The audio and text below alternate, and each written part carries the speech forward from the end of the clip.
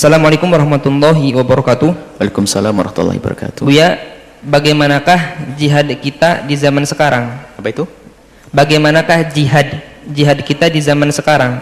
Bagi masyarakat biasa yang bukan tentara kan tidak melakukan peperangan, seperti ditugaskan ke daerah konflik untuk berperang di Palestina melawan Israel atau di Irak melawan pasukan Sekutu Barat.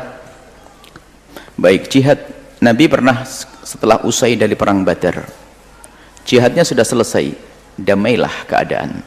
Tapi tiba-tiba baginda Nabi berkata, kita akan jihad, kita keluar dari jihad kecil menuju jihad yang lebih gede lagi. Ada jihad lebih gede? Perang Badar nggak seimbang, kemenangan pada kaum muslimin ternyata oleh Nabi dianggap sebagai jihad kecil. Ada jihad yang lebih gede lagi. Jihad apa ya Rasulullah? Perangnya kayak apa lagi? Jihadun nafsi, memerangi hawa nafsu. Memerangi hawa nafsu yang ada di dalam diri kita, yang disebutkan akhbat min sab'ina syaitana, lebih kecil daripada 70 syaitan dalam diri kita. Pertama adalah jihad kita adalah jihad hawa nafsu, menahan diri dari yang haram, menahan mata kita, milih dalam melihat YouTube, di HP kita jangan disimpan hal-hal yang menjadikan Allah murka. Itu jihad, nggak usah macam-macam deh, nggak usah banyak ngomong. Jihad macam-macam, jihad sederhana hawa nafsu, tontonan televisi dia. Anda itu berjanji tidak nonton sinetron aja sudah jihad, ibu-ibu. Jihad besar itu, berjanji saya tidak mau jihad. Nggak usah pakai tirakat kayak orang dulu puasa nggak makan daging yang enak, sudah pokoknya tidak nonton sinetron, itu sudah aman. Jihad zamannya zaman beda ini. Baik, kemudian kalau Anda bicara tentang berperang melawan musuh-musuh Allah, Anda bisa dua hal lakukan. Musuh Allah dua hal, karena tidak ada peperangan dengan senjata hari ini. Anda ikut berkiprah dalam dakwah para habaib, para ulama. Anda dukung dimanapun mereka berada dengan harta Anda, karena itu jihad untuk menyelamatkan umat dari gangguan orang-orang di luar. Anda mengambil bagian daripada dakwah, karena dakwah itu membela umat Nabi Muhammad. Ini yang pertama dan paling utama. Yang kedua, Anda bela saudara-saudara Anda. Maka hari ini kami suarakan, Anda jangan biasa membeli produk orang yang memusuhi Anda. Saya lebih baik haus daripada saya harus mampir tokonya orang yang diindikasi dia memusuhi Islam. Saya lebih baik haus. Toko-toko yang berjejer di Nusantara ini karena dia diindikasi orang yang musuhi para ulama, enggak.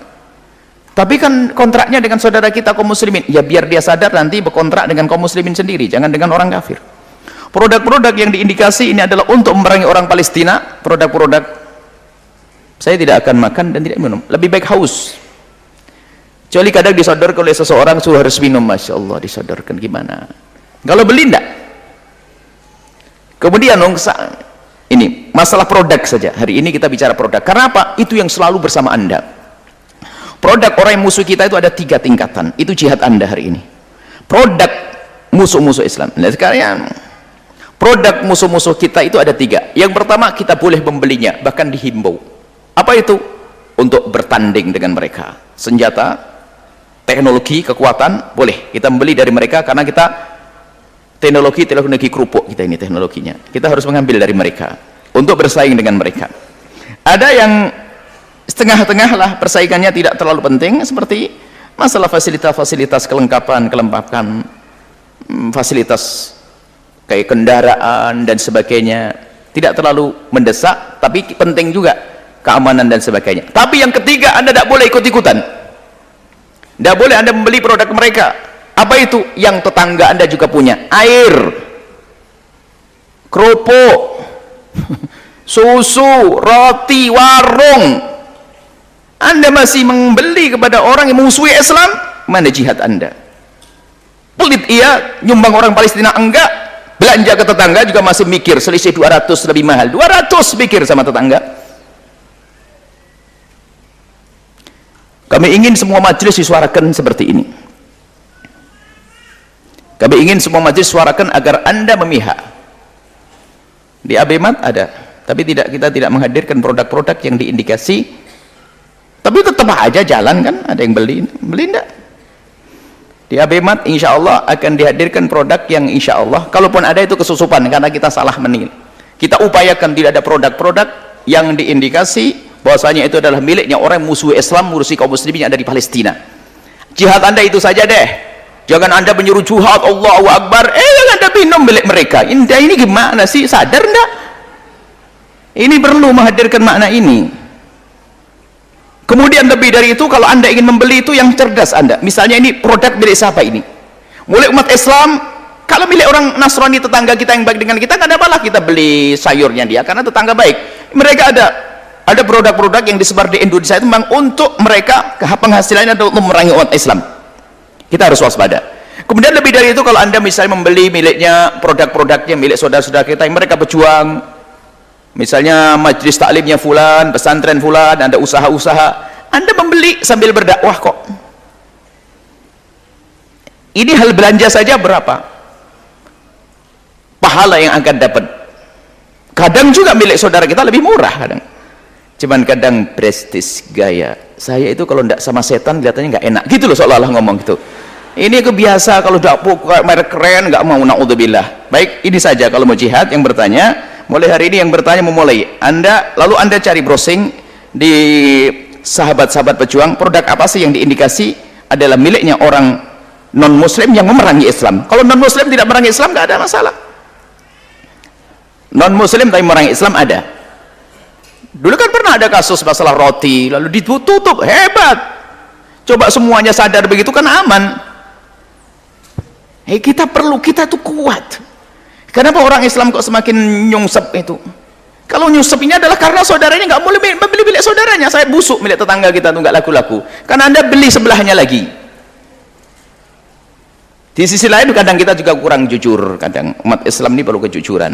Uang buat tempe saja harus beli kedelai bukan dari saudara kita, harus beli dari luar negeri. Kenapa? Kalau saya beli kedelai tetangga saya, mesin saya rusak. Kenapa? Kedelainya campur pasir. Nah ini kan repot, umat Islam nggak jujur ini, repot. Nah kalau sudah umat Islam benar, jujur, kualitas produksinya nih, dan kami seru kepada siapapun yang punya produk-produk kecil, home industry dan sebagainya, coba Anda bisa daftarkan kepada tim kami untuk bisa dibesarkan itu produk, dan nanti akan dipasarkan ke penjuru Indonesia. Kita akan komunikasi dengan orang-orang yang punya kecemburuan seperti ini. Jadi warung Anda, produk Anda tidak akan mati, tidak akan melempem, lalu busuk, berjamur, lalu nggak terjual insya Allah. Kita ingin membuat jaringan di antara saudara-saudara kita, dari tantangan besar, dan kami berharap ini disambut oleh kaum muslimin semuanya. Baik, kami ini rindu untuk ini. Jadi jihad kita seperti itu deh. Siap? Awas ketahuan di tangannya minum air apa nanti. Malu lah. Aku jihad, takbir, sholawat, ya.